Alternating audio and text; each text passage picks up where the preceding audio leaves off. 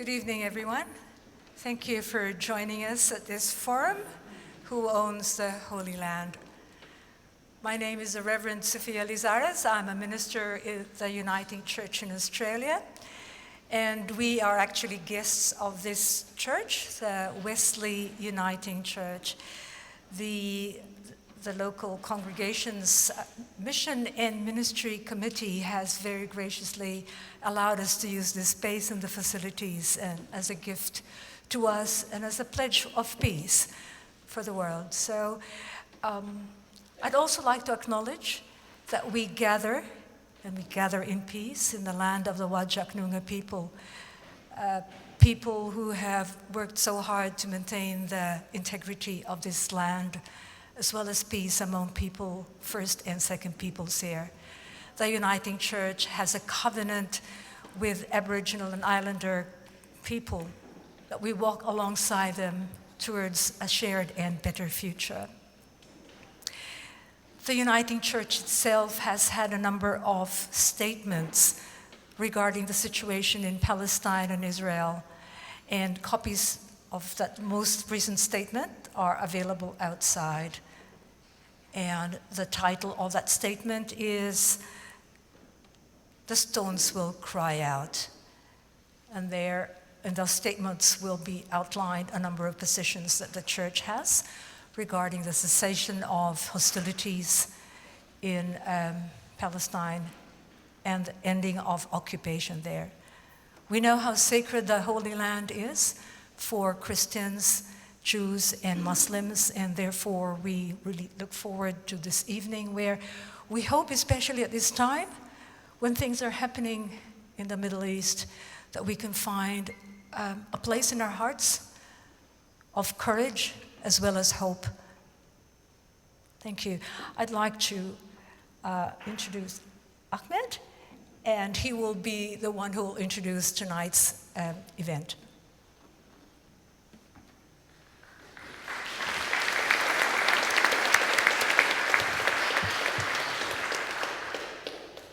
Thank you, Sophia. Salamat, everyone. I would like to introduce myself. My name is Ahmed El Abadla. I am Palestinian from Gaza. I know my name, I didn't read it from here. I'm based in Gadigal land, Sydney, Camaragal country. And I am delighted today to be facilitating this fantastic panel with these fantastic three figures in the pro-Palestine community. A Palestinian Christian, a Palestinian Muslim, and a Jewish professor who's a dear friend of ours. Before I introduce the panel, I'd like to acknowledge the traditional owners of the land on which we meet today, the Whadjuk Noongar people, and pay my respects to their elders past, present, and emerging. This land was never ceded, always was and always will be Aboriginal land. I acknowledge that we're meeting today on a ground zero of a genocide that occurred more than 230 years ago, and its echoes still reverberate to our day. Before we also start today in our conversation and discussion, and we're hoping for a really good engagement, before we embark on the journey of exploring answers to this seemingly complex question, who owns the Holy Land? I'd like us to take 1 minute silence to remember the Palestinian victims in Gaza and the West Bank, the victims of the ongoing genocide, the victims of this vicious settler colonial violence that has been perpetrated in the Holy Land for over 100 years now, not only 20 odd months. So please take 1 minute silence.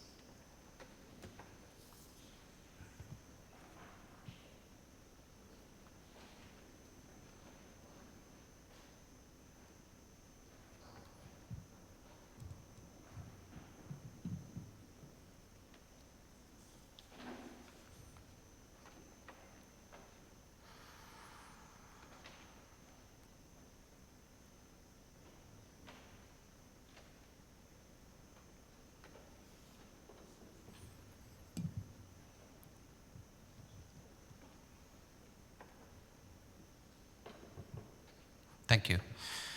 I mentioned the term settler colonial violence, which the Palestinians have been subject to for over 78 years now, since the 1948 Nakba, and which has inevitably led to the anti-colonial violence that we all witnessed in October the 7th during the Gaza prison break.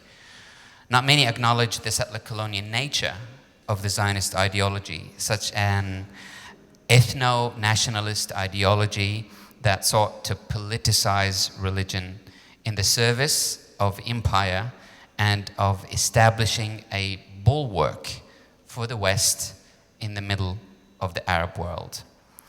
In what is now southern Spain, and it's really relevant to speak about that briefly, in what is now called southern Spain, now called Andalusia, people of the three monotheistic faiths, Muslims, Jews, and Christians, lived in relative harmony during the Muslim rule for hundreds of years, until the Christian Reconquista expelled the Jews and Muslims at the turn of the 15th century.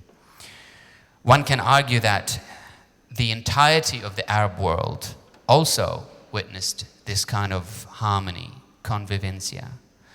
That period has been retrospectively described as convivencia, Spanish for coexistence and living together. I really encourage everyone to go and research that concept, because it's such a powerful concept that we need to get back to. But then came the political ideology in the Arab world of Zionism that hijacked an entire religion to justify the establishment of this settler colonial project, which resulted in the replacement of one people with another.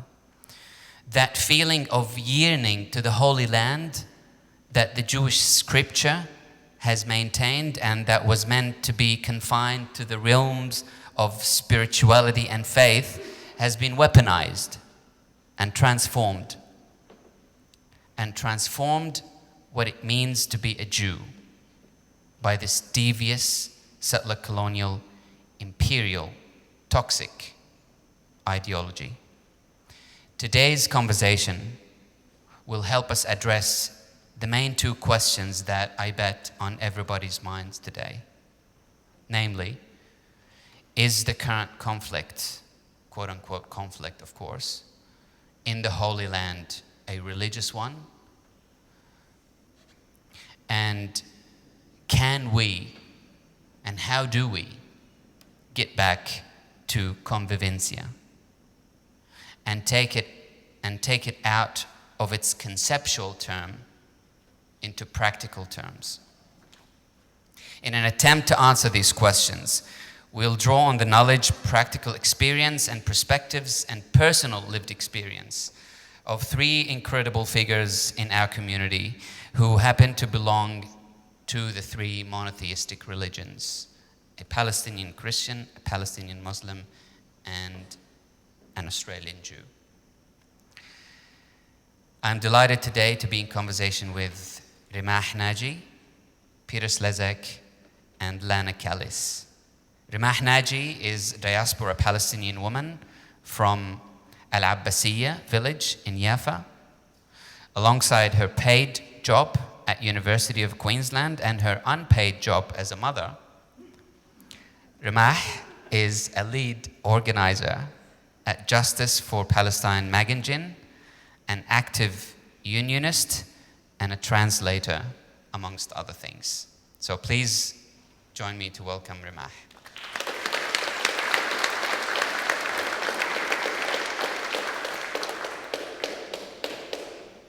Then there is Peter Slezak, an associate professor, an honorary associate professor of philosophy at the University of New South Wales, Australia, a Jewish anti-Zionist and public commentator on science, philosophy, religion, and politics, the author of Spectator in the Cartesian theater, which I'm trying to understand what it means, but it's philosophy.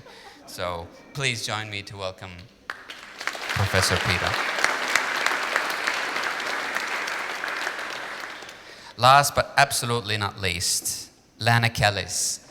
Lana is an Australian-born daughter of Christian Palestinian Nakba survivor and Jerusalemite. Her father arrived in Australia in 1967. Lana studied medical science and has worked in the healthcare sector for over 25 years. She is a member of Palestinian Christians in Australia, Palestine Community Western Australia, Perth Mums for Palestine, and Health Care Workers for Palestine. She is a mother and volunteers to support Gazan refugees who have recently made their way to Australia. Her recent projects have included fundraising for medical equipment for hospital workers in Gaza. Please put your hand together to join. Welcome, Lana.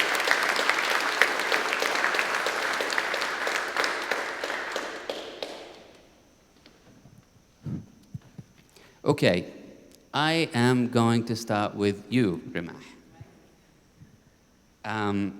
So I've got an interesting question about the history of this struggle. In November 1947, the United Nations issued the Resolution 181 to partition Palestine into two states, an Arab state and a Jewish state. Wouldn't that have been the ideal resolution to the entire conflict? And, you know, two states, one Arab, one Jewish, and we'll be done with it. We wouldn't be where we are now if it wasn't for the aggression of the Arab countries, the bloody Arab countries who attacked this nascent Jewish state. And as a result, we ended up having this refugees problem after 1948 Nakba. So what are your thoughts on that? Great start to the conversation. Thank you, Ahmed. I would also like to pay my respects to the rightful owners of the land and reiterate that sovereignty was never ceded. I want also to thank the Uniting Church for hosting this important conversation. And thank you all for being here tonight. Thank you to the panelists. Really interesting question, Ahmed. Thank you. And you're right, a lot of the conversation around the Palestinian struggle is around why didn't the Arab countries accept that partition to allow for two states. And I think it goes to the whole idea that this whole quote-unquote conflict is about a piece of land with two distinct peoples with equal rights to this land, which is utter nonsense, because the root of the cause is the ideological, of course, foundations, that's Zionism. And Zionism, when it actually started as a left-wing ideology. And it wasn't until the late 1900s when rich Jews bought into the idea and the ideology of Zionism, which is basically finding a homeland for the Jewish people to express themselves as a national identity as opposed to a religion. And that was for a number of reasons, mainly the persecution of Jews in Europe.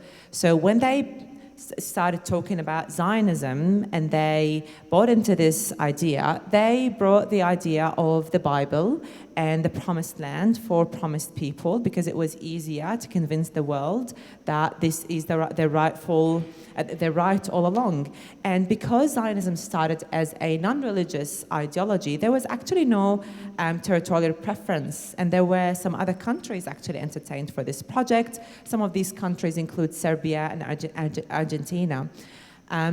And then when the British imposed the mandate on Palestine after World War I and after Sykes-Picot Agreement, and when I say mandate, this is a form of colonization, but it's not settler colonialism, because settler colonialism, as you alluded, Ahmed, is a distinctive form of colonization because it requires the resettlement of people to settle in that land. So here in so-called Australia, this is also a settler colony because it required the resettlement of people and also the changing of the composition of the population. And that was the whole premise of Zionism.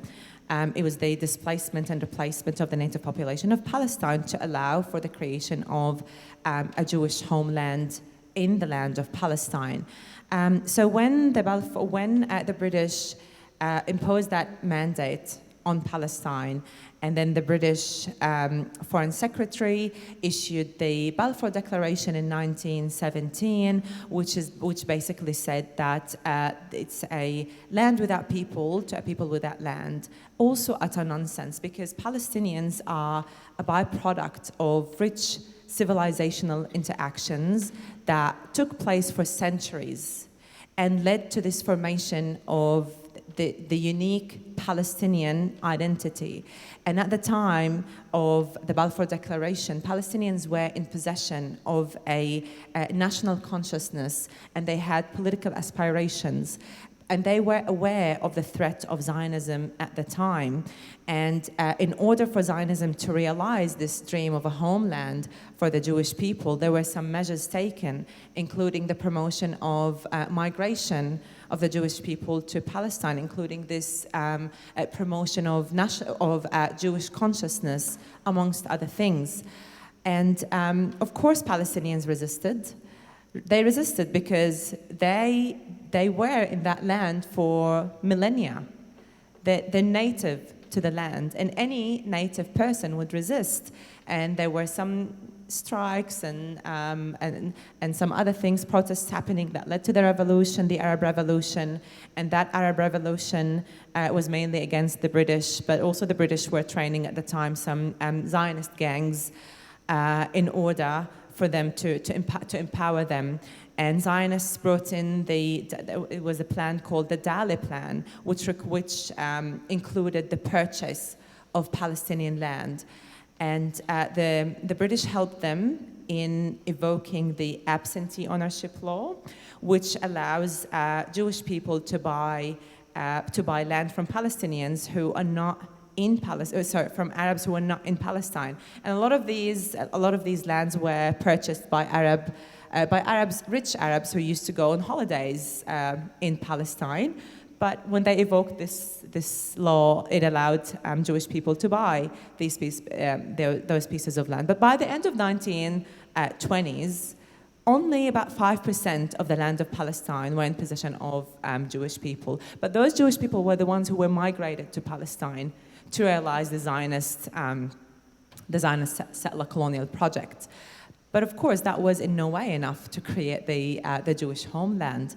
And after the Arab Revolution, which ended in the killing or the exile of main leaders of Palestine at the time, and then World War II and the horrors of the Holocaust, more European countries endorsed this Zionist project because they wanted a solution to their own Jewish problem.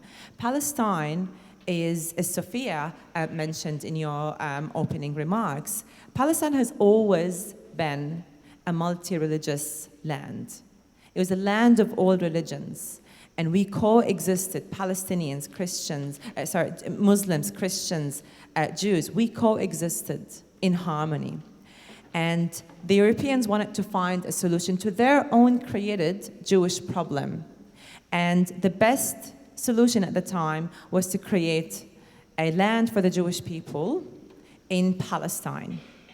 And by November or December 1947, when the UN issued that petition and just gifted the Zionists 56% of the land of Palestine, of course Palestinians didn't just hand over their land, their livelihoods for people from other nations or other countries to come and take over the place. I mean, any person with some common sense would push back on this argument that Arabs entered into a voluntary war with the Jewish people. First of all, In 1947, in December 1947 or November, when that partition came along, the vast majority of the population in Palestine were Palestinians. And when I say Palestinians, that includes Muslims, Jews, and Christians.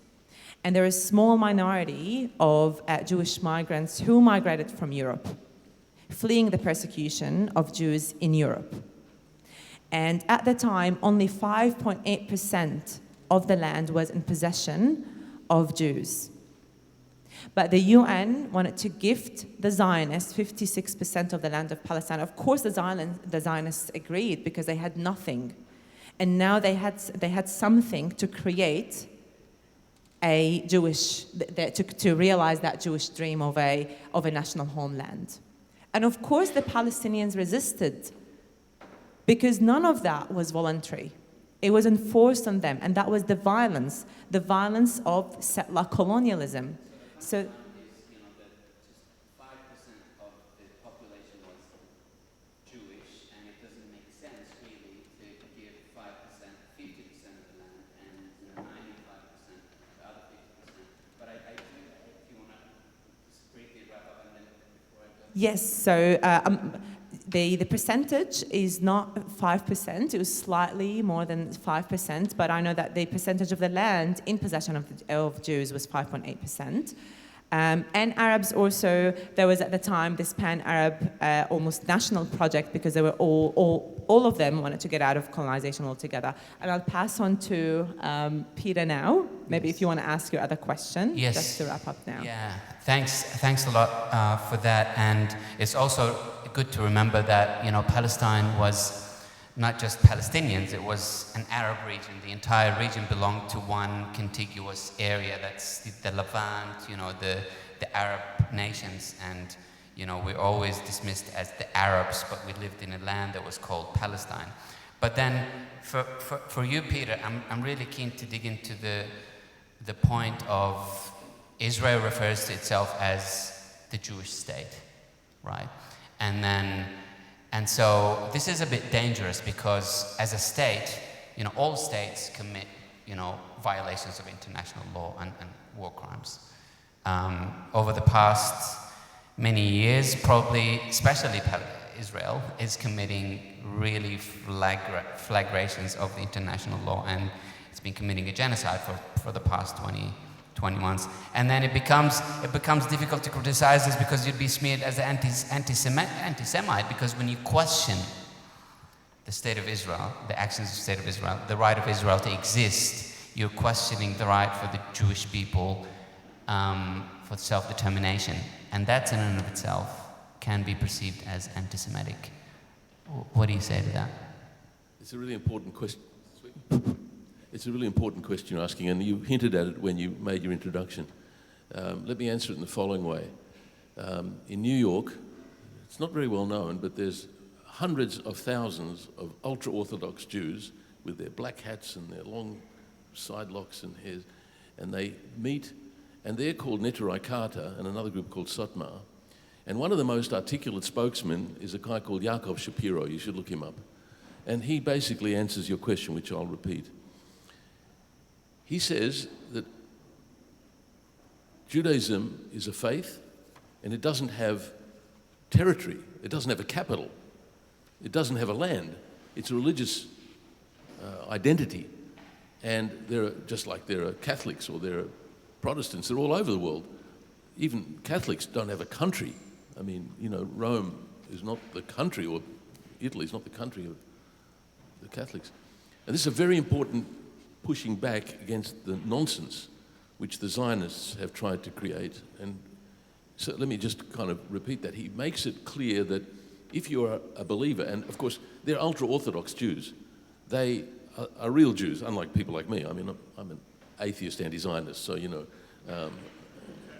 people would like to say that we're not real Jews, but you're very real, Peter. Sorry? You're very real. No, but you see the point. I've got good credentials for what it's worth, and I can tell you about that. But the point I'm making is that these people need to have more attention, because when the Zionists will push back and say that people who are critical of Israel, as you hinted, are anti-Semitic, You can't tell the most ultra-Orthodox Jews, hundreds of thousands of them, that they're anti-Semitic or they don't get what it is to be Jewish. This is actually a very important ally which the Palestinians have, and I don't think they've emphasised that enough. So that's just by the way, but it really answers your question, that being Jewish and having a faith has nothing to do with owning the land, and of course, as you rightly told the history, we stole it. I mean, basically, and you know, of course, I won't try and elaborate too much, but it's much worse even than you've said. You know, basically, the Balfour Declaration was incorporated into the British Mandate. And the Balfour Declaration gave away the British. In fact, it was rather sneaky because they said that we look with favour on the idea of a home for the Jews in Holy Land in Palestine. But actually, they knew, and everybody knew, it meant to be a state. And it was cooked up by Chaim Weizmann, one of the leading Jews at the time, and the American judge Brandeis. And in their other conversations publicly, they knew it was going to be a state, and they started. The history of that is extremely interesting, but it's a very ugly history of how they stole the land. And just one of the facts, if I could add to yours, yes, they gave away with the partition 55%, but they ended up with 87% or whatever it is, and what's left for the Palestinians is 22%. And they, to their credit, settled on that as their homeland would have been a two-state solution, which they agreed to. But the Israelis have no intention of giving them even the lousy 22% that they settled on. You have to understand the politics of this. And just while I'm thinking about that, the talk, including our own politicians, when they talk about the two-state solution, this is gaslighting. The fact of the matter is that Israel, in its the Likud party, who's the governing party of Israel, has in its charter, founding charter, that there will be no Palestinian state from the River Jordan to the Mediterranean. It's a genocidal statement right there. Well, it's certainly an ethnic cleansing statement, but it's certainly not envisioning a just solution or a Palestinian state. And nobody calls this out. Our own politicians bellyache and go on about the two-state solution, which has disappeared. People have to understand the current situation. So that's just picking up the current situation. I mean, there's something about the Jewish side of this that I need to just say in addition to your question. My background, in case you're not aware, my parents were both survivors of the Holocaust. My mother and grandmother survived the Auschwitz concentration camp.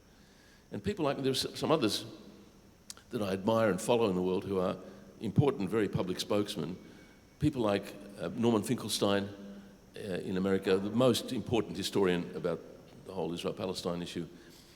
In Israel, there's Amira Haas, the journalist with Haaretz. Her mother survived one of the concentration camps. And actually in America too, there's Sarah Roy. She's a Jewish woman whose parents were Holocaust survivors, and she's at the Harvard Center for Middle Eastern Studies. Now the reason I mention those people that have my background, because the Holocaust is crudely and disgracefully exploited and constantly mentioned to excuse what they're doing in Israel. In fact, one Israeli woman from the Knesset, the Israeli parliament, on Democracy Now! Television program, she said, yes, anti-Semitism and the Holocaust, it's a trick we always use. There's a whole history of exploiting this to silence criticism, and the reason I mention it is because today it's a very hot topic. Critics of Israel are constantly smeared with the anti-Semitism charge. And I'm saying this so that you understand that you need to push back against that, and you should resist the suggestion that standing for human rights and for justice in Palestine has anything to do with being critical of Jews for being Jews. One final word on this. They make it difficult because, after all, it's a Jewish state. It's supposed to be a Jewish state. And so if you're critical, it sounds like you can't avoid being critical of Jews, but I want to make a clear distinction. Anti-Semitism is criticizing Jews for being Jews. But if you criticize Jews for what they're doing, not for what they are, that's not anti-Semitism. If they were Buddhists, you'd just be just as cross and rightly critical. Stealing people's land, committing a genocide, doing all of the horrors, the atrocities that they're responsible for, yes, they're Jews, but you're not criticizing them for their Jewishness. And so, you know, there's an inquiry now in the State Parliament, which I was privileged to address. I'm trying to let you know that you shouldn't be cowed and silenced by the pushback that it's anti-Semitic. It's not, and you shouldn't be fearful of that criticism. Absolutely. It's not about, you know, fighting the Jews for being Jews. I mean, I remember there was an interview with Ahmed Yassin. He was the founder of Hamas, the boogeyman right now in the West. And he was quoted to say, if a Muslim country came to Palestine and did to us what the Jews are doing to us, we will be fighting them the exactly same way. And so that removes every single suspicion that this is about, you know, the Jews for being Jews. It's about the Jews for being colonizers, you know, whatever the ethnicity and the background of that colonizer is. And it's interesting you mentioned the history that, you know, the Zionist movement actually sent an envoy to Palestine before they embarked on this journey of colonizing it. And the envoy came back and said, or wrote back saying, the bride is beautiful, but it's married to another man. So it was interesting statement. Thanks for that really good insight. Lana, I want to go back to you. The quote-unquote, again, conflict between Israel and the Palestinians, always perceived within the context of it's Muslims against the Jews, it's, you know, the backward Arabs against us, the Westerns, the civilized. But it seems that Christian Palestinians have been forgotten in this whole issue. I mean, is that intentional? I mean, Palestine is the birthplace of Jesus Christ. So why do you think the Christian Palestinians have been taken out of this equation in the media and in public? Yeah, thank you for the question, and thank you everyone for being here. And I'd like to first start with saying I think that Christian Palestinians are a great threat to Zionist Christianity. You only need to have a brief conversation with one of us to understand that we stand side by side with Muslim Palestinians, Jewish Palestinians. Only just in the last few months, when I'm hearing stories from our friends in Gaza, I have Christian friends with their family in the Holy Family Catholic Church in Gaza. A friend of ours here in Perth, it was her auntie and her cousin who were shot dead by snipers while they were taking refuge in the Holy Family Catholic Church in Gaza in December 2023. And our Muslim friends in Gaza tell me that when the aid comes to the Christian churches, to the Catholic Church in Gaza, it's the Christians in Gaza who contact their Muslim friends and say, we've received aid, come so we can distribute it to your families. So I want to call that out, like it's not a thing. Secondly, I'd like to share on the topic of coexistence and on the topic of how can we coexist and this nonsense about conflict being religious. I'm going to be on Saturday exhibiting some historic family photos. My father passed away nearly 2 years ago on the 29th of June 2023. I hold it in my heart that he needed to be there with the children of Gaza. It's been a comfort and I miss him dearly. He arrived, as you said, in Australia in 1967. In my father's photo collection from pre-1948, there's been some beautiful photos of absolute joy and delight and frolicking in the sea of my auntie and uncles and their relatives. And among these photos is one really eerie photo that was taken by either my uncle or my great-uncle of the Rex Cinema on Princess Anne Street in Jerusalem, in West Jerusalem. The Rex Cinema was owned by a Christian Palestinian. He ran out of funds when he was building it and he went into partnership with a Jewish Palestinian. It opened in 1938. In 1939, it was bombed by the Ergun gang while Tarzan was playing. This cinema was enjoyed by Christian Palestinians, Jewish Palestinians, and Muslim Palestinians together.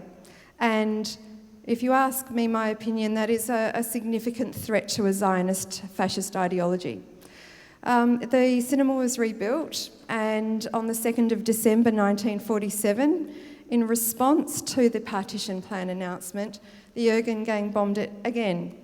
And there is a photo among my father's photos of the smoke billowing out of the building. And I just can't express, and if you'd like to come and see it, you're very welcome to the Blue Room Theatre on Saturday. But, you know, I have stories from my uncle who tells me that their neighbours were Christian and Muslims, and I just can't understand this narrative that this is a religious conflict. It's utter nonsense as far as my personal story is concerned. So, absolutely. I mean, the oppression, the Israeli oppression in Palestine is not just against Muslims, it's against Muslims and Christians and also Jews who dare to challenge Zionism. You know, when you listen to Jabotinsky's statements historically, you just feel that this guy is actually an anti-Semite. You know, he says things about the Jews that, you know, anti-Semites probably will shy away from saying. But thank you for that really good insight, because people, you know, don't understand that, there's Palestinian Christians out there. So, Peter, I want to go back to you on the current situation in Israel. You know, Israel has currently been accused of committing a genocide in Gaza, ethnic cleansing, war crimes, and so on and so forth. And we see that, you know, statistically speaking, more than, I would say, I think recently the polls showed that about 92% or 96% of the Israeli society is saying that the violence in Gaza is enough or not enough. And that's a genocidal campaign. You know, this sentiment, this cheering the genocide in the Israeli society, what is it about? Is it religion? Is it nationalism? Is it what is it? Yeah, it's a very important question. Thanks, Ahmed. The first thing to say is that your statistics are right. But before I say anything about that, I just want to remind everybody, in case you're not aware, when the question of religion comes up, most Jews in the West and most of Israelis are not even religious. They're atheists, they're agnostic. They're actually not religious. Zionism was founded by, as you rightly mentioned, by Theodor Herzl. He was an atheist. This is not a religious issue for most Jews. It's an ethno-nationalist supremacist project. That's a racist project from the beginning. To go to your question, it's very disturbing and it's embarrassing for me to tell you this. Most of you won't know because you don't read the Jewish press, you don't know the Israeli press. It is awash with the worst racist, prejudice and discriminatory, hateful attitudes. In fact, there's a long history, but we talked about it earlier. There's a book about the history of Talmudic, rabbinical texts. I mentioned an example earlier. I mean, maybe many religions have, or most groups have unpleasant histories. But in this case, it isn't irrelevant. It informs and creates the mindset. Now, for example, if you read some of the important spokesmen, the Israeli journalist Gideon Levy, the Israeli historian Ilan Pappé, their description of what you've mentioned, Ahmed, is that the country is awash with genocidal hatred of the Palestinians. It's pathological, it's sick, and it's very serious. Just to repeat your point, some huge number of the population have no objection to what they've done in Gaza. I mean, you've probably seen enough to see what has happened in Gaza. A large number of them think they haven't gone far enough. Some of the most important spokesmen, the politicians, will actually on television will say they have no problem with nuking Gaza because look what we did to Hiroshima. They actually say that. This is a degree of genocidal insanity. Now, of course, he's right about what we did. The West did in Hiroshima and Nagasaki. But imagine using that to justify their intentions or their willingness to contemplate. This is very, very bad. So where do I go with that? I mean, we have to understand that one consequence of this is, we may take it up, but it's certainly part of the general discussion. There's a lot of talk about one state and two state and how can we solve this problem. And I'm pleased to be connected to some of the leading Palestinian and Israelis who are pushing towards finally a one state, because the West Bank has now got close to 1 million fanatical settlers. They've stolen most of the West Bank, 700,000 or more Jewish settlers in huge cities in the West Bank, and they've broken it up, and there are checkpoints everywhere, and they're rampaging around. The idea of two states is very difficult. So the only thing I want to say finally on this is the idea of one state under the circumstances of such deep hatred is very hard to understand how you could simply live together. 20% of the Israeli citizens are not Jewish, and they're having enormous discrimination. So I mention that because that creates one of the difficulties we have to face. Yeah, and as Reverend Dr. Stephen Sizer, who I'll be interviewing next month, said, two-state solution is too late. One-state solution is too soon. There's a genocide being committed at the moment. So we need to stop the genocide, and then we can talk about whether... I want to go to you, Rimah, again, just picking up on the Jewish state and one state and two states. Can an Israeli Jewish state function as a democracy? I mean, you are in the politics and you ran for the Greens last year, or this year. So a Jewish state, the statement that Israel is a Jewish state, does that mean that it can be a democracy? I think there are two aspects to this question. Number one, at the very core of this question, we're talking about a settler colony. And settler colonialism it's contradictory to democracy. Because this is a regime that was established on the ruins of the depopulated villages. This is a regime that, for this, I don't call it a state of Israel, to be honest, but if you want to call it a state, call it a state. It was established on the premise of ethnic cleansing an entire population.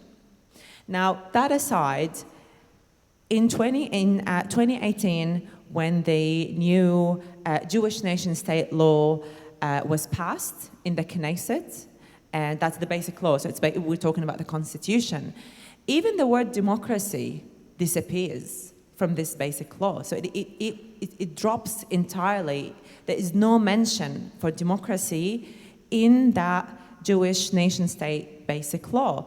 And in the past, it was like a Jewish and democratic state. That word democratic drops entirely, and the drafters focus solely on the Jewishness of the state. They make the definition all about religion. And what this really does is that it enshrines into law the already problematic and unbalanced composite of, Jewishness and a democracy, because that leads to all the discrimination that manifests itself in social, economic, and political spheres.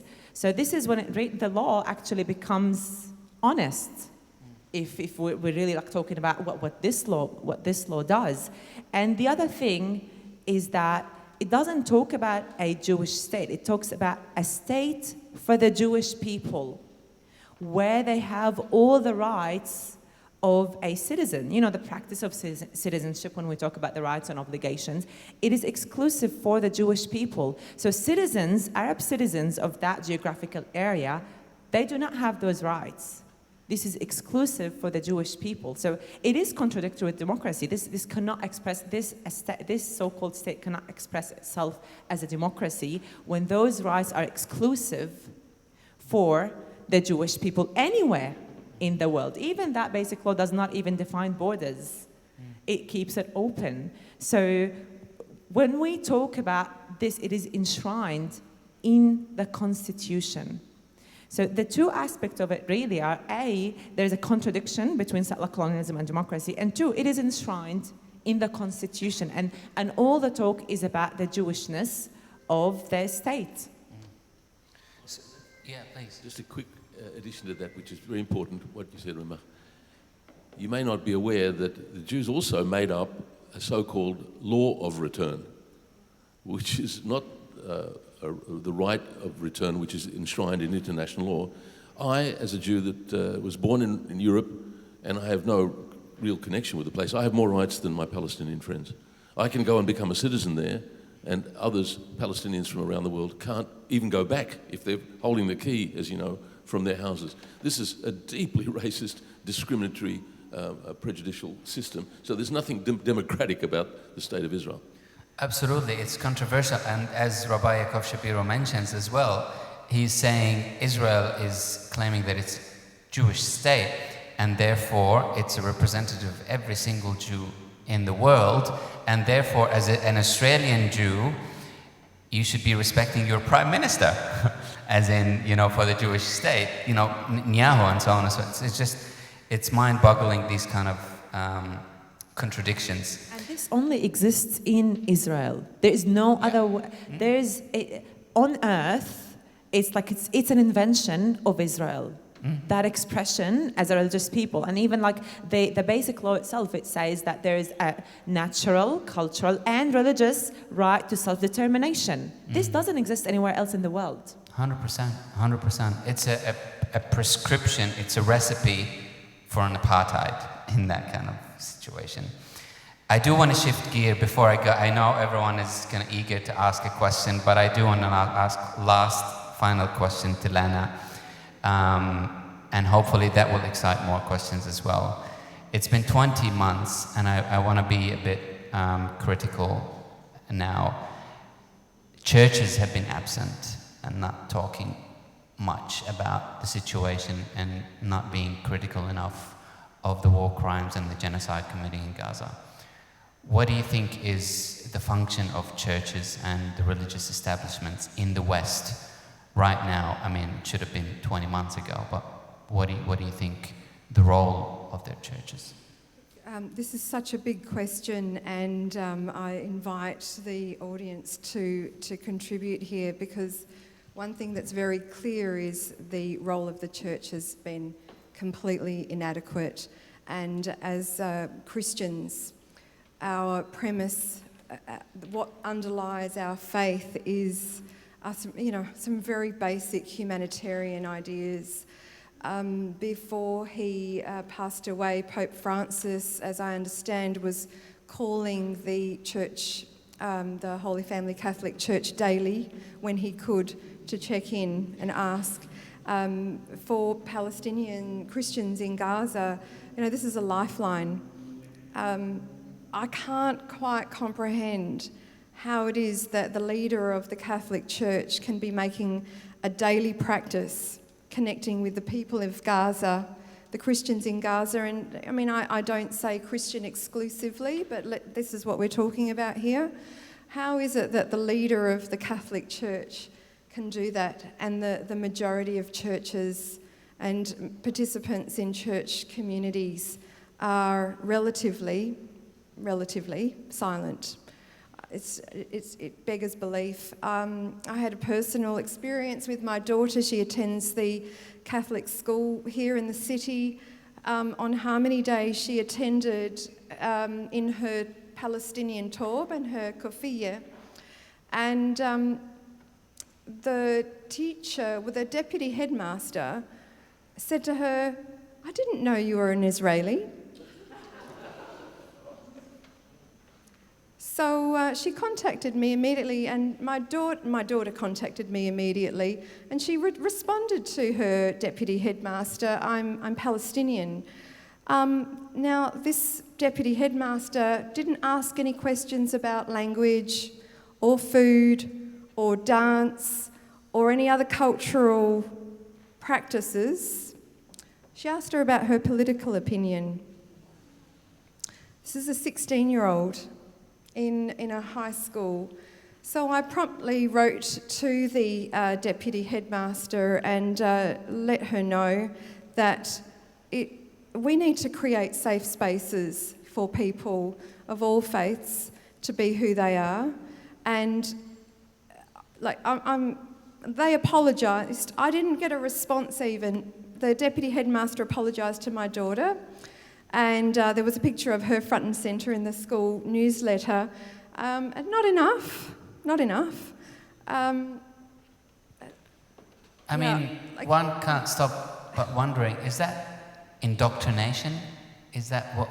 I think at this point in time it's utter ignorance, and it's a chosen ignorance.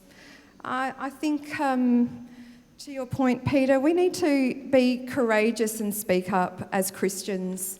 If Pope Francis can make a call to Gaza every day, then, and if the leaders of our churches aren't doing it, we have to be the ones who are doing it. Absolutely. Well said. Thanks, Lana. Now I want to open it up to the floor. If anybody I know there are how many hands do we have? Just two? Oh, come on. Could we do better? Okay, number 3 questions. Maybe one by one we can do, and then we can address them. Thank you, all of you. Like Peter, I'm an anti-Zionist, atheist Jew, and I'm involved in, or helped set up Jews for Palestine WA. And I guess my question remains, I don't think, there's this joke about, 2 Jews in a room having 3 opinions. And the thing that they have many opinions about is what constitutes Jewishness. If we're not, if Jews are a religion, and the majority of Jews the world around, including, I'm not just talking about Israel, where I think the majority are also secular, but over the world, if they're not religious, then what makes them Jewish? That's my first question. Can I quickly say something about the role of churches? I was a long-time activist in the refugee rights movement, and I'm conscious that for many years the church has played quite a leading role in refugee rights with the Palm Sunday marches and ongoing work and discussion in their congregations and so on. We need that level of, as a minimum, and I'm not that a weekly, an annual march is enough. We need people discussing this in every church, in every religious circle that there is. So I'm just interested in hearing, I guess, from people here who perhaps are members of their churches also, what level of discussion, if any, has there been? How do we deal with Christian Zionism, which is rampant and is very conservative? Thank you. Yeah. Thanks a lot. It's interesting what defines a Jew. I think in the memoirs of Theodor Herzl, if I may add, he says a Jew, as a Zionist, he considers a Jew is what anti-Semites hate. So he's allowing anti-Semites to define what a Jew is. So that's how messed up this Zionism is. But please.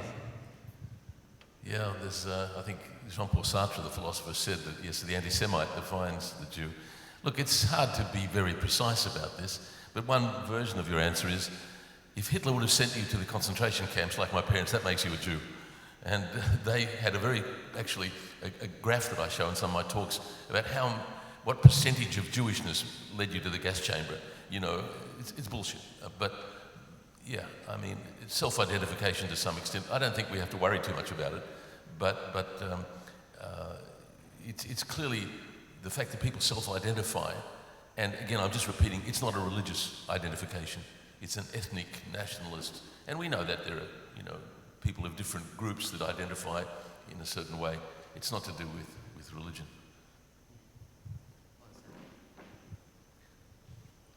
I mean, the floor is open to address the second part of the question as well, but maybe we can take another question. Thank you. Thank you to all the panellists and for this occasion. I'm a minister in the Uniting Church, and I want to pick up on the question. My heart is very heavy. I am terribly sad to see so many of my fellow Christians buying into Zionism, which they call Christian Zionism, which I think is a contradiction in terms,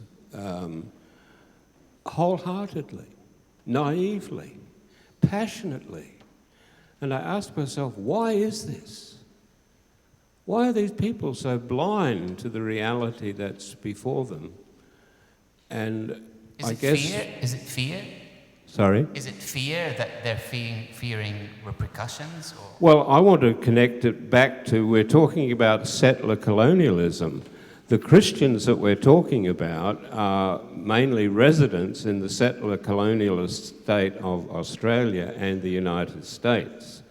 And I'm wondering if part of this, naive, passionate, so-called Christian Zionism is in fact solidarity of one settler colonial people with another. So I just interject that. I mean, it's really a puzzle to me why people are so blind. I think we've been sold a real con job by the Zionists and the Christian Zionists, but I interject that business of settler colonialism in. I tend to agree with you, actually. Before we go to the next question, I read recently that Sir George Gawler, he was, the governor of the colony of South Australia. He was a staunch Christian Zionist, and he actually went on to establish the Zionist Fund to fund settlements in Palestine. That goes back to 1840 something. So I think that sentiment, there's some truth to that. May I say something in relation to that? Please. I think it's underneath the settler colonial project is racism. And a lot of Australians look at Israel and they've been told it's a democratic state and it's all lovely, and the Arabs or the Palestinians who don't look like so-called Israelis or Australians, it's about that other. 100%. And if we don't like the brown-skinned people, well, if we get rid of a few of them, it actually isn't the same as my family being got rid of. I think racism is embedded in Australia and in many places. I've lived 10 years in the US. We know that racism exists there. It is a way of, putting, the white person on top, Yes. and other people underneath. It's a British colony, and that says it all. There is Orientalism in there, like the West versus the barbarians, as it were. Yes. Thanks for that. I was just going to add a slightly, I suppose, academic or scholarly point to the remarks you made. Perhaps the most important expose of what you're describing was the wonderful Palestinian-American Edward Said, who wrote a book covering Islam. He was a Christian, of course, but he wrote about the way the Western media, as we know, have portrayed the Arabs generally and Muslims and Islam generally. The Orientalist, that term became famous as a result of his book, Orientalism. And that's a very big part of the prejudices that the West generally have. The media have been so disgraceful in their portrayals of the Palestinians, but generally the Arabs and so on. And the other thing that occurs to me to say is that in Israel itself, the most important scholar of the education system there is Nurit Peled El-Hanan. It's an interesting story about her background. She comes from this Israeli royalty. Her brother was very active, Miko Peled, and their father was a big general, and their grandfather signed the Declaration of Independence. The reason I mention her, she's an educator and shows you the way the textbooks in Israel portray the Palestinians. They're all sitting on camels, like Bedouins in the desert. That's the portrayal in Israel. So it goes back to the question about, but that's, probably quite widespread, not just in Israel. So your point is a very deep and important one about how it's possible to commit such atrocities on a group of people without having any conscience about it. Thanks for that input. Hi, my name's Alison. I'm the co-chair of the Social Justice Commission of the Uniting Church. And I'm certainly not here to blow our trumpet, but I do think that a lot of faith communities have regular practices of keeping Gaza in their prayers. The Council of Churches had their day of prayer this year was, the resources were put together by Palestinian Christians, and Sophia has been leading a lot of our work in this area and producing worship and prayer resources. But I guess that none of that stuff is very visible unless you are sitting inside of a congregation. So my question is, what do you think that Christians can do to show their support more visibly so that people in Gaza and Palestinians here in Perth and in Australia know that they are being supported? Maybe Lana.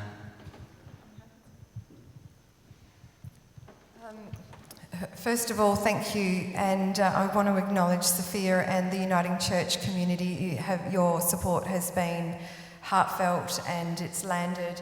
It's just not enough for our wider community. Look, we've got such a challenge.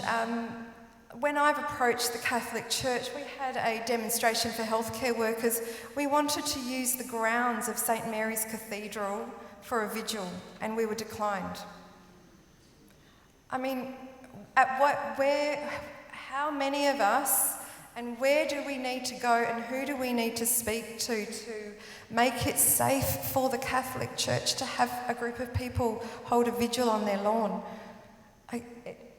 It's mind-boggling. Unfortunately, it's not surprising.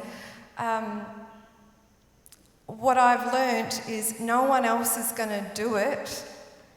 If I'm not the person who's sitting here, we just need to move. We need to rattle cages. We need to make noise. It's not going to happen politely or calmly. It's not going to happen by writing, well-formatted letters that are used all the right words. It's just not going to happen that way. We've tried it for too long. I wish I could give you the answer, but other than us mobilising, I just don't see how else it's going to happen. Yeah, thank you. And thanks for all the work that you're doing. Something Mohammed Al-Kurd said a couple of weeks ago, and I don't mean to rain on people's parades at all, but he said something that stayed with me. The sacrifices and the resilience of Palestinians in Gaza should put us all to shame in terms of the comfort that we're living in. And I think the missing piece here, and I'm not only talking about churches, I'm talking about any collective group, whether a religious group, cultural, ethnic, any collective group. What's missing here is that I'm not seeing that collective solidarity in the name of the collective. We see people, individuals from certain groups who are speaking out, but we have not seen that solidarity in the name of the collective. And what we need a commitment, an anti-imperialist, anti-colonialist commitment, and this should be publicly expressed by those groups. And the pressure that we put on governments or when we're doing BDS, that should be expressed collectively. Can you imagine the force that when people express those things collectively, can you imagine the force on governments? Governments won't be able to ignore us anymore because we're not individuals. There's an entire force, an entire collective behind us. If we act collectively, this whole situation would change. I was born here, and as a 6 or 7 year old helping my parents fill out forms, languages spoken at home, where were your parents born, I went to write Jerusalem for my father, and he said, don't write Jerusalem. The first person I spoke to who called me after the Twin Towers were destroyed was my father, and he said to me, don't tell people you're Arab or you're Middle Eastern. It's not been safe. Our ethnicity, our skin colour, our language has not been a safe place. And exactly as you said, we should be all ashamed. The sacrifice of the people of Gaza. If you haven't been moved by what they are enduring yet, shame on us all. So it really is time to get moving. It's long overdue. If I could just add to that.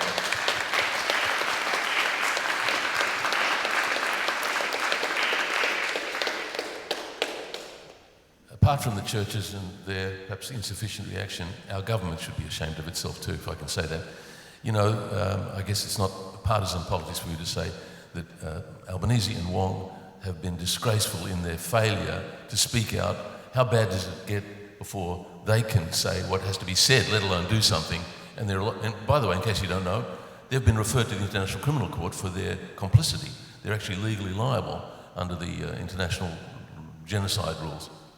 That tells you how serious it is, what they're guilty of. And, for example, withdrawing ambassadors, these are just symbolic.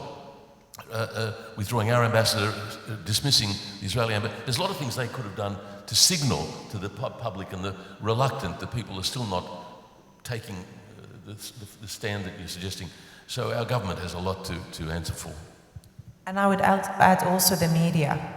The media should be ashamed of themselves, because I don't believe that people are inherently racist. I feel like people respond to the environment that our politicians and our mainstream media create for them. And both the government and the media have not been doing their jobs in terms of really saying what needs to be said. What else do you, it's that racism is enshrined in the Constitution. I mean, it is one thing when practices are resulting from, you know, like government policies, or resulting from Zionist institutions or conventions of the majority of the public. It's quite another when those practices are consolidated in the law. But that's not enough for them to do the right thing. Absolutely. We have enough time for a lot of questions, actually. Yes, please go ahead. Hey, how you going? What would you suggest is a respectful but way to call out Christians when they say, oh, I don't do politics, in response to Gaza and genocide? Great question. It's very common sentiment there. I think this is not just Christians. Anyone who says, I don't do politics because of comfort, mental health. And I've seen lately there was a pattern, even those who care about human rights, and they don't want to see kids being slaughtered on screen. When there was this whole noise about the march to Gaza, about the convoys to Gaza, suddenly there was an interest because there's a feel-good story here. And again, this is not about solidarity. This is not about commitment to Palestinian liberation. This is about your comfort. It's all about the individuals and individualism. So what I'd say, and there's also a culture of politeness when we talk about Palestine, as if we're not supposed to rock the boat or make people uncomfortable. And there's a confusion between mild discomfort and oppression, because there is a sense of, you are abusing me, or an abuse. There's like, you are abusing me because we're making people uncomfortable. I think the response to that is just to be clear and upfront about it. There's a genocide happening. There is a genocide, and keep reminding people. Well, politics do with you. Politics deal with you all the time. I think that the way we engage them is, I'm sorry about this, but I can't just say things politely anymore. People are being slaughtered. And if we're all the time going to work around that culture of politeness, and let's just don't make people uncomfortable, nothing's going to change. I think people need to feel uncomfortable to start feeling the pain, some of the pain of what Palestinians are going through. I'd like to actually say something first. There's a couple of important answers from religious leaders to your question about Christians. I'm thinking of South African, is it Archbishop Desmond Tutu? He famously said that in a time of injustice, to be silent is to side with the perpetrator. That's the point. And the other slogan, which in fact the Jews often use, is silence is complicity. So the idea that you can be neutral is a mistake. And when there's atrocities, there's several, and let me quote one other leader, in this case I use it to talk to Jews, the famous Rabbi Heschel in America, Jewish rabbi who marched with Martin Luther King for civil rights in America. He said, some are guilty, but all are responsible. That means that you can't just be silent.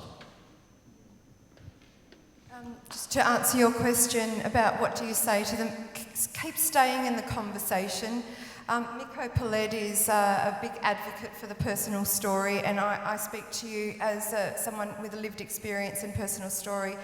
And two things come to mind that have just happened to people in my life in the last week. One is a specialist doctor, a dear friend of mine, who happens to be Muslim and gay and married with 2 children, married to a Greek Orthodox man who has been working with other specialist doctors, many of them Jewish, and he has remained silent for the last nearly 2 years. This week, at his annual scientific meeting, he used 3 words: genocide in Gaza.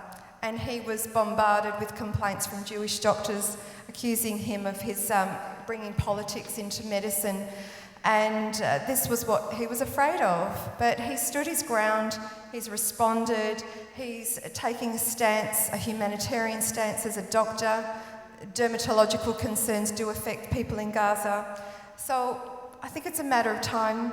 Another dear friend of mine's a daughter wrote to, she's a Israeli citizen and an Australian citizen, but living in New Zealand, and wrote to the embassy in New Zealand, the Israeli embassy in New Zealand, requesting to revoke her Israeli citizenship.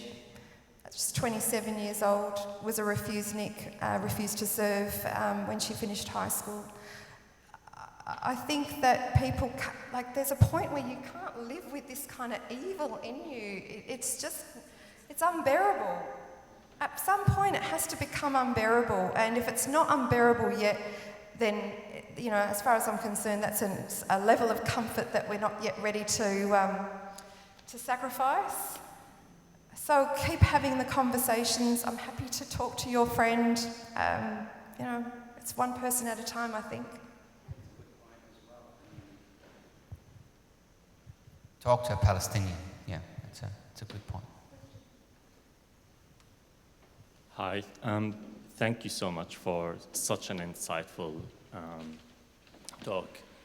I'm Hussam from Syria, and my brother-in-law is Palestinian, my nieces are Palestinians, and as you know, recently we've been freed from an extremely brutal dictator who killed hundreds of thousands of us. And the feeling that we had was, it's extremely hard to explain, that freedom. And I really wish that one day you'll be free and you'll know that feeling. I guess I have a question probably for Peter, or probably for everyone who knows about this subject. But in a recent post from Middle East Eye, it said that in a survey, 47% of Israelis, that's almost half, said that they support the Israeli forces to do the exact same what the Israelites have done in the conquest of Jericho. And in my reading of it, and please correct me if I'm wrong, what it consisted of the ethnic cleansing of the Canaanites, which, to the context of whoever don't know the Canaanites, or the Canaaniyin, as we call them in Arabic, it's the Phoenicians, the Assyrians, the Aramic people, everyone, the different civilizations who lived there at the time.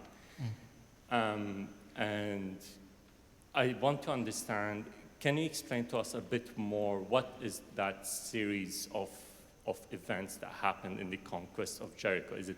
Is it really that there was an ethnic cleansing by the Israelites, at that time, or is there different versions where the Zionists have created a version to let's say, yet again justify Thanks, Hussam. why this is Thank you. happening. So it's some sort of a theological question. Is that what you're asking, Hussam? The story where the Israelites ethnically cleansed the Amalekites and so on and so forth. So I really would like you to be a bit brief as well, because just to allow for more questions. Do you want to do it, Mike? I'll be very brief. Citing the Bible is bullshit. Excuse me for saying that.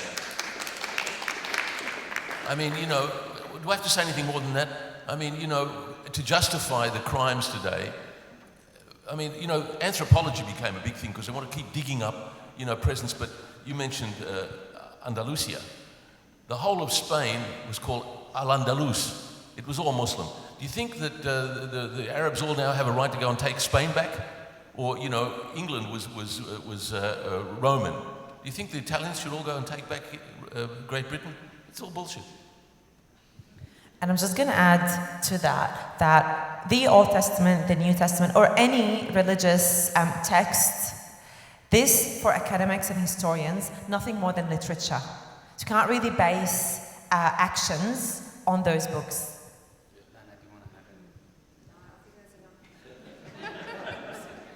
Yes, yeah, no, I agree. I mean, all these stories are confined to the religious books. Actually, there's absolutely no archaeologist evidence of it. Thank you very much for a very intelligent and illuminating discussion. I have learned a lot, as usual, when Ahmed is emceeing. My question's taking us off in a slightly different tact. I'm very interested in your opinions as to how real the option is to have the UN kick Israel out of the General Assembly. It's an apartheid regime, as we know. South Africa was kicked out of the UN for exactly the same reasons. The crimes that Israel has committed are far, far greater in many senses than some of the crimes of the white regime in South Africa. So I'd be interested in your opinions on that one. Thank you. Great question. Before I go to the answer, I just want to gauge how many more questions do we have? 1, 2, 3. 3. So 1, 2, 3, 4. 4 more. We might. I think it's a legal question. How possible is it to remove Israel or kick Israel out of the United Nations? It looks like. Exactly. Do you want to start, Ramah? Or Peter can start? Or? Just a quick word. Look, you know, it's a very good question, but there's plenty of international laws which Israel has broken, and the problem is not exactly the legal framework, it's the will of the nations collectively to simply enforce, and they've been terrible. I mean, you know, they've been dragging their feet, and as I said, it's simply a matter of applying the laws, but that is a political question about the forces, the United States and its veto in the Security Council. So yes, the laws are there, I mean, and it would be nice to apply them. I just want to add something really quick, something Noor Ariqat, the Palestinian American lawyer, once said in her description of the law. The analogy that she used is think of a law as the sail of a ship. It guarantees movement, but it doesn't guarantee direction. What we do on the ground, this is the wind that will guarantee direction. Lana, do you want to add anything to that?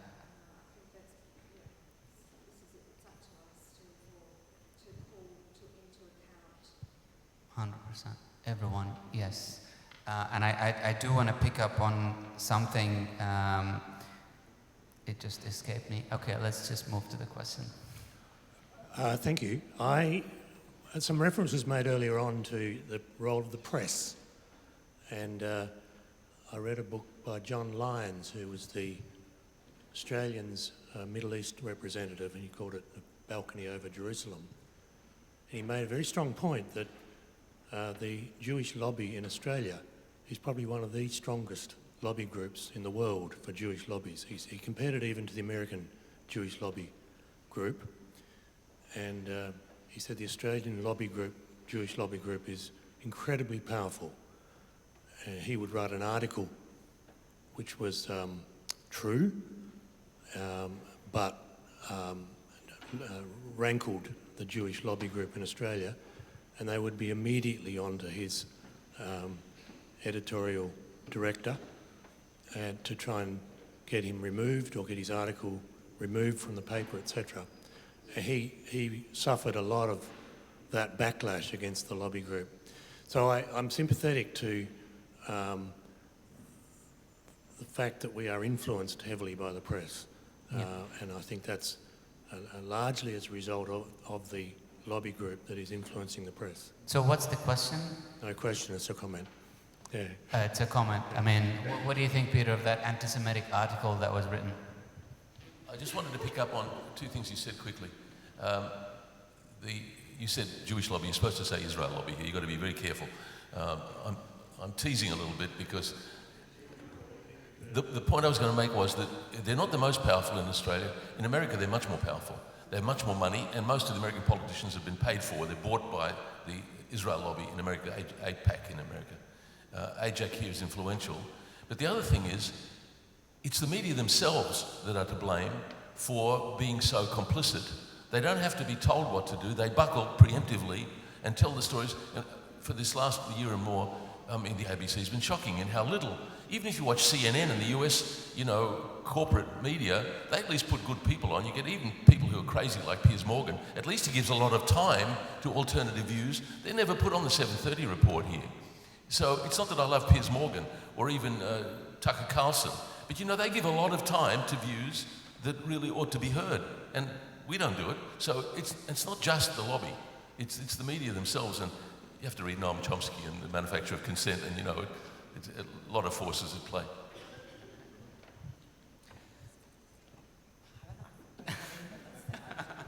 Yeah, no, well said, Peter. Lana, do you want to add anything to that? Yes. We only have time for 2 questions now. So one, and then we'll go at the front first. Yes, at the back first, and then we'll come back to the front. Hello, and thank you very much for this discourse. I'm so sorry for what's happening in Palestine, and every day when you think it can't get any worse, it gets worse. I don't know how people are managing to survive at all. But I also wonder how many people here are actually aware that not only is our government pathetic, but it is complicit, because the targeting of specific people that the Israeli Defence Force wants to take out is enabled through Pine Gap, the spy base in the middle of this country. So we are in this up to our eyeballs. We are still trading in weapons to and from Israel. This is an absolute disgrace, an absolute and utter disgrace. We have now got the possibility that that person in the White House is going to involve the Americans to ensure that Iran doesn't get a nuclear weapon, which of course Israel's got. This is really important. Can I just get to the question? Yes, the question is, how prepared are we as a community to actually rise up if that war becomes an American war and Australia, because we've got a very silly defence minister who loves everything American, Thank you. will probably follow on. How prepared are we to rise up and say, no? This is really important because, like you mentioned, Peter, the Zionist lobby is significant but not all powerful. I think the reason why we're still supporting the genocide right now is because of our attachment, our deep attachment to the imperial power that is America. If we manage to disconnect or detach ourselves from that, I think we will be able to achieve whatever we want to achieve in terms of our foreign policy in the Arab world. But as long as we are, as I always say, we are acting as an imperial tail to America, we're not going to get that, stop arming Israel and all these demands that we're doing. But Peter and Ramah.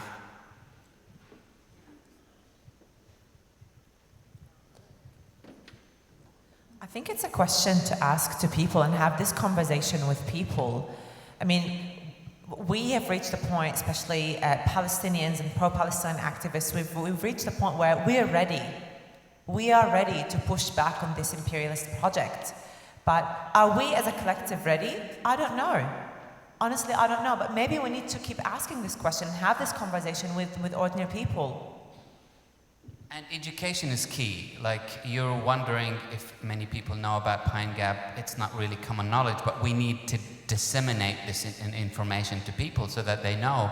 I mean, I'm not trying to promote myself, I promise, but if you go to Palestine Justice Movement Sydney, I've done an interview with Margie Pistorius. She's the founder of Wage Peace. That's an invitation to everyone.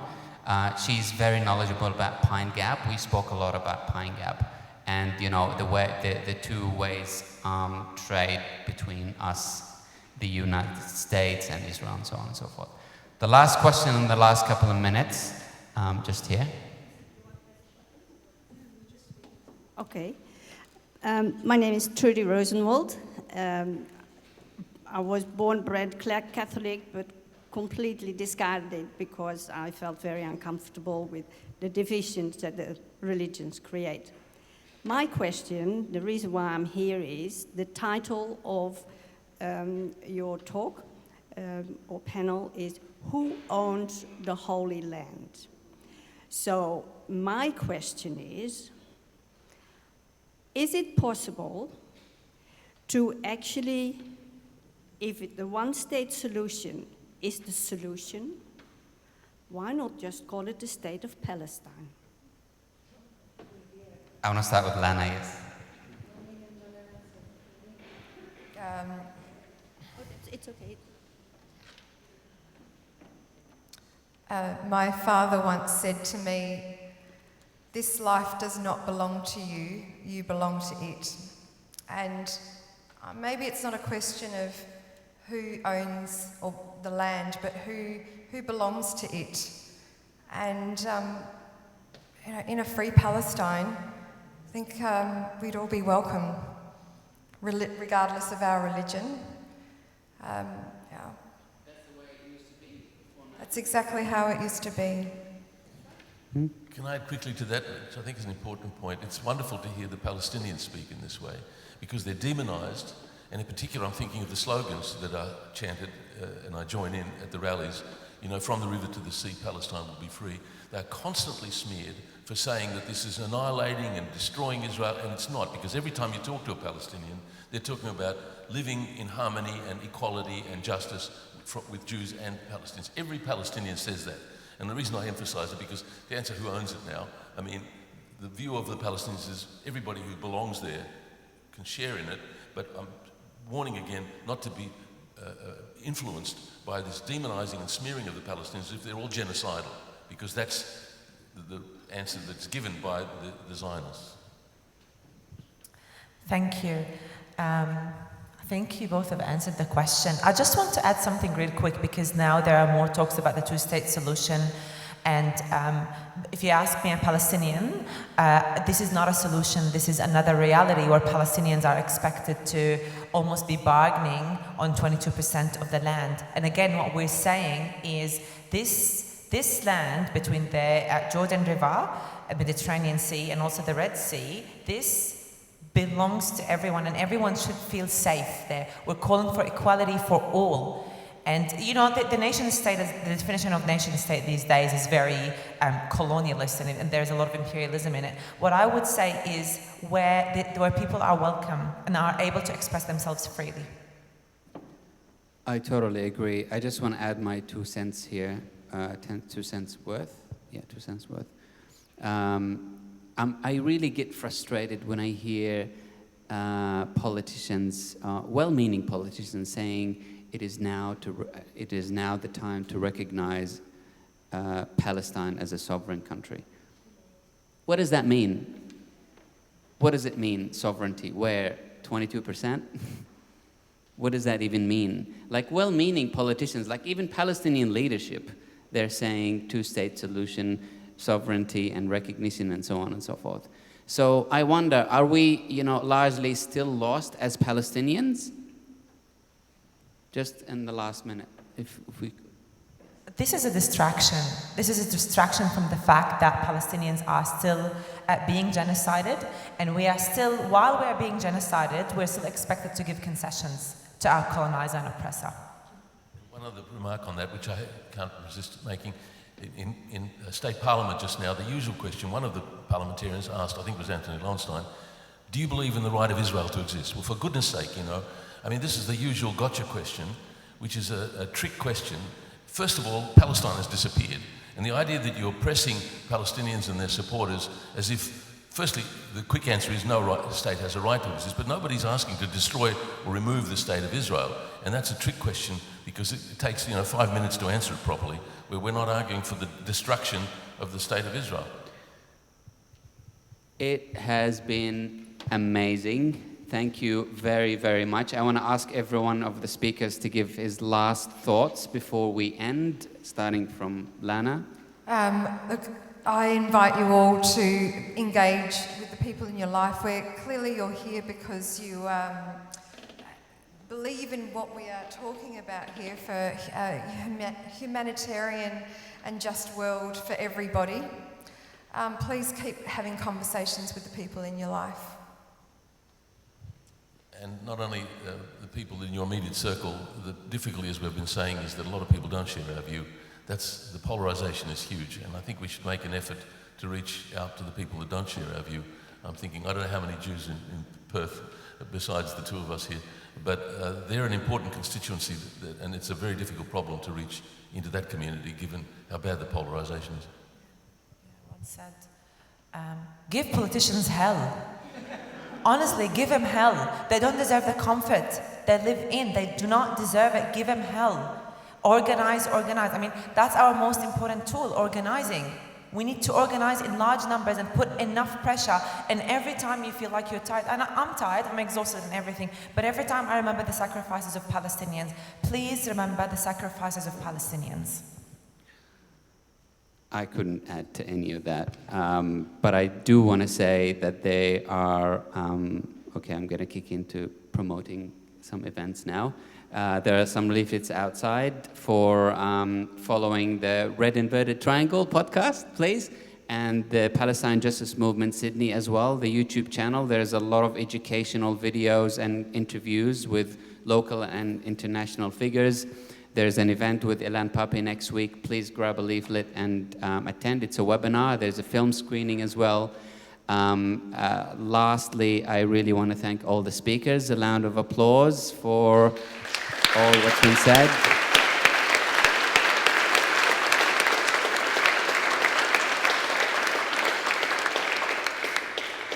And now I want to throw it back to Michael Sheikh.